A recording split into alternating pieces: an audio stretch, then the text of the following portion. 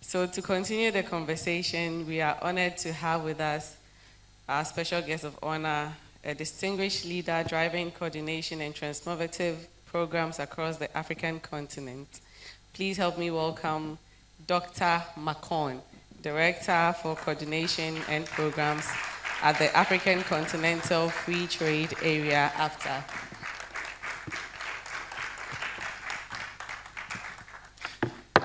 Thank you very much, Madam Moderator. And if you would allow me, let me first thank GIMPA for inviting us to be part of this very important engagement that I understand it is in its second edition. Of course, I'm not speaking on my own behalf, otherwise I will lose my job.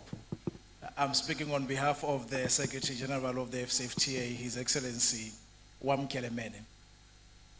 What does the AfCFTA have to do with what we're discussing here today? Just to make a little introduction about the AfCFTA. It is a trade agreement, but perhaps the word trade is a misnomer because it covers much more than trade. It covers investment, it covers many areas including intellectual property, competition. So it's an ecosystem of different frameworks that now the African countries have agreed to say, let's create something that is unique to the continent. In fact, the AfCFTA was born in Ghana. In 2012, I was here. We had a ministerial meeting at the conference center in town, and that's where this idea came up. So it's really not a surprise that we have the headquarters of the AfCFTA here in Ghana. I'll just pick on a few things, but I would like to take you back to the 1940s. And I'm glad that we are in an academic setting. Myself, I used to work for a university, so it's a homecoming for me. Immediately after the Second World War, the countries that had the scourge of the Second World War afterwards, they thought about how can we ensure that we prevent future wars. And they said in order to do that, we need to create a three-legged pot. We need to create an international system when it comes to trade. We need to also create an international financial system, and we need to create an international monetary system. The question is, where was Ghana at that time? Ghana was still a colony. Majority of the African countries were not at the table. What that means is Africa at the time was not in the equation of those who had to benefit from the creation of this international economic system, what now got to be known as international economic system. Come forward in 1995, all of us, majority of us, were now free countries, and the World Trade Organization was established. I would wish to think about this. You are the first country who got independence.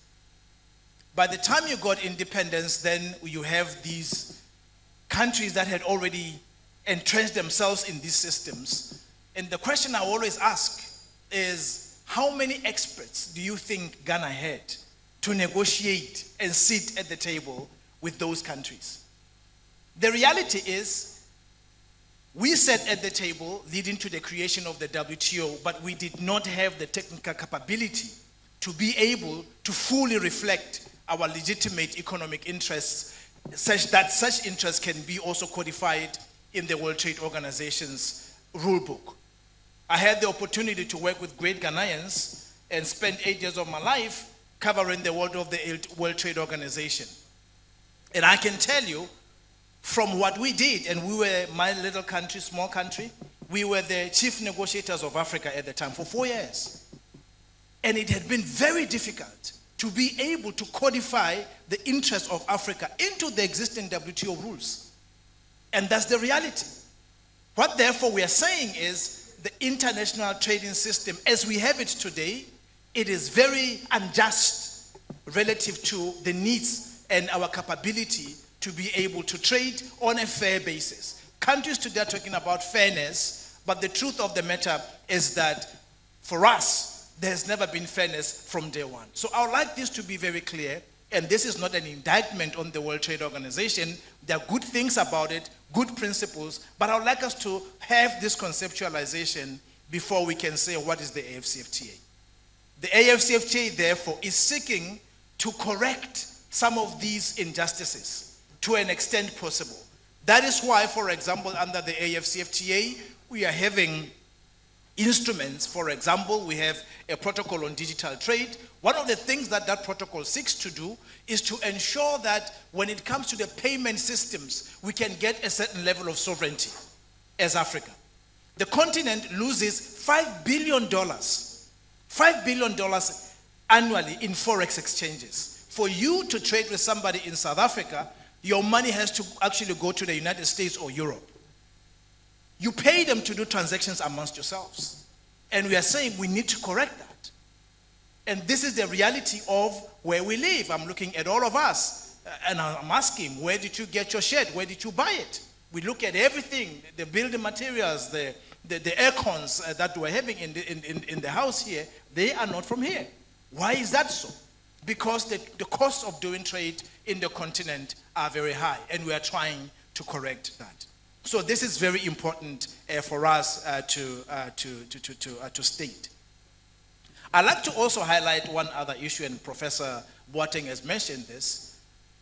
It is true we are converged here today talking about ESG, very important. But I would like to also, and you know that today the global north is retreating away from the climate change agenda. It is no longer, if you look at the strategies of big corporate companies, they are not talking about this subject matter. They are retreating. And if we are relying on them from funding to everything, clearly this agenda, it will begin to diminish even amongst ourselves. It's the reality. The question now is, are we going to also follow the leadership of the retreat by the global north when it comes to this subject matter? Certainly, we believe that we can chart the new course. The continent as we have it today, one of the reasons why our trading costs are very high, it is the infrastructural deficits we are suffering. It will take us to invest between $90 to $100 billion for us on an annual basis for us to close this particular gap. This is compounded by the fact that our demographics, the figures are going high. The question is, what are we going to do? Because all these young people are coming to the cities. You need housing, not only the physical infrastructure that we are talking about. How are we going to balance that against the climate and environment imperatives? These are the questions that we need to answer. But again, if we look to the north for answers, I am not so sure that we'll be able to achieve all of this. So this is a very important issue. The AfCFTA Secretariat, what are we doing in the area of climate and environment? We believe that we need a model and a framework for investment. And that model and a framework for investment, we have triggered it under the leadership of His Excellency William Ruto of Kenya, where the African Union endorsed what we call Africa Green Industrialization Initiative, AGII. And the secretariat of the AfCFTA is actually the secretariat to that particular initiative. Now, there are a couple of things that are basically the basis of the engagement under AGII. One of the key focus area is renewable energy, where we are saying that there needs to be not only power generation, transmission, but again, there has to be balancing and storage as part of what we actually going to focus on. The value addition to critical minerals and metals, very important, and I'll take a pause and say this one thing for your consideration. And again, being in the house of academicians, I would like you to help us do one thing, which is that when you review the policies of the global north, there is a striking issue that comes of it. In fact, not only the global north, even some of the advanced developing countries, they have policies that are targeted at Africa, and those policies are to source raw materials from the continent. You go to any country, perhaps with the exception of South Africa, in the G20 bloc of countries, and pick one that does not have a policy to source raw materials from Africa. Let me flip that particular issue, because if you are a citizen of that country, the likelihood is you would do the same. You would not want to give the possibility for Africa to add value to its products, and you buy from it because you are going to lose. So what I'm saying here is the parliaments of these countries have endorsed that we need to condemn Africa to being a consumer market of products from ourselves. And I'd like that to sink in, because we need to understand what is it that we are going against. For a parliament to say that, it means that funding is allocated to ensure that the continent is condemned to being the supplier of raw materials. That is the reality that the continent is actually facing. Under AGII, we are also focusing on green hydrogen production in the continent, notwithstanding what I've just said. The cement production, that's important. We need this green production of cement. The climate resilient agriculture.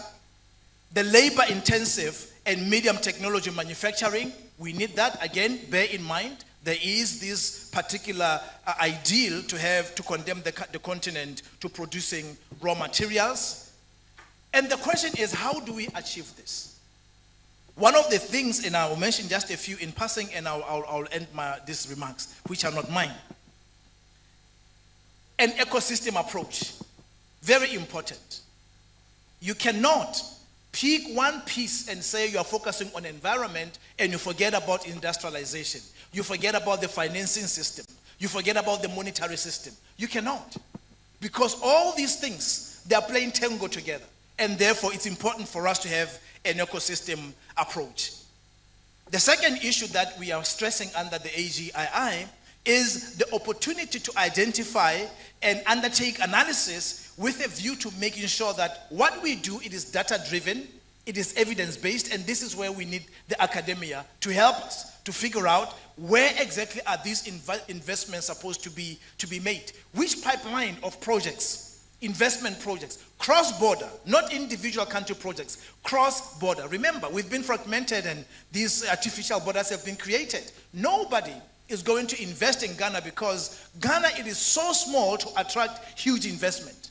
But if you put Nigeria together, Togo together, and you create one single market, which is what we're doing in the AfCFTA, you increase the potential and the possibility for investments to be made in the continent. Otherwise, individually, no single African country can advance. It doesn't matter what we have in our national Vision 2020, Vision 30, all of those things. The markets are very small to justify huge investments. For the investments that we require, we need to make sure that we pull together as countries. Partnerships and collaborations, very important, and this goes to what I've just said. And the other important issue is policy and regulatory support. We are in a very dire situation. Depending on how and to who we are aligned with, you will see that in the regulatory framework of a country.